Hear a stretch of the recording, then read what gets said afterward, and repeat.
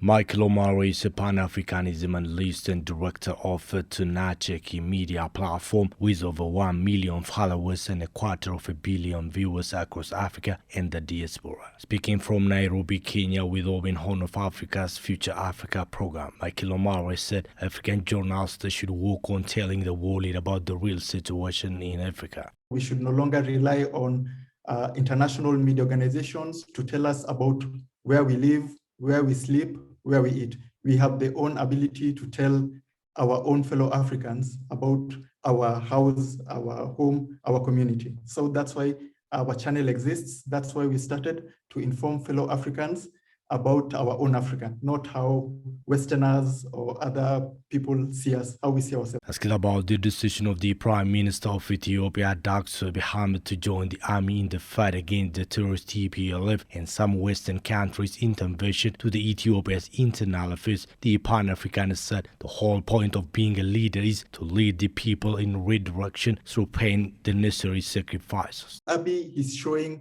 the normal Ethiopian person, is showing the normal like African. If you love your country, you fight for what you love. So we really see it as a positive influence for people who are willing to fight for their country and people who are willing to actually do something for their country, not just sitting back and complaining. If you have a problem, you go and solve it. And that's what Abiy is showing, first of all, Ethiopians, and he's also showing Africans. The Democracy Summit organized by the U.S. last week is a sign of great implication of the America's conspiracy by the name of democracy, he stated, adding that the U.S. is using democracy as a political weapon. The summit was basically a summit of friends of the United States, countries that do what the United States tell them. It's simple as that, right? If the United States don't like you, you're not invited, right? It wasn't about democracy. It wasn't about freedom. It was just about countries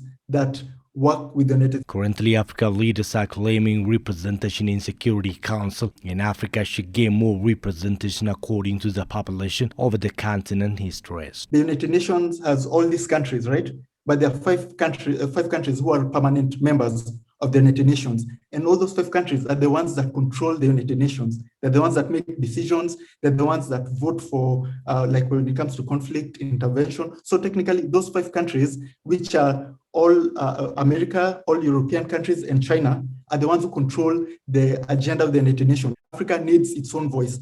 Africa does not need foreigners making its choices for it. The Pan-Africans also called upon all African countries and friends of Ethiopia to show solidarity and stand by the side of Ethiopia in this critical time in history. The Ethiopian government is very brave.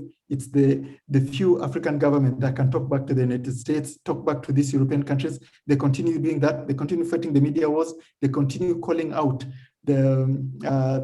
like these Western media news organizations. For the Ethiopian people, we can tell them, be brave.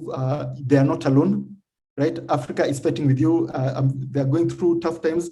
A lot have lost loved ones in the war. People have lost relatives, but they should continue the fight. They should support their democratically elected president and fight off this invasion.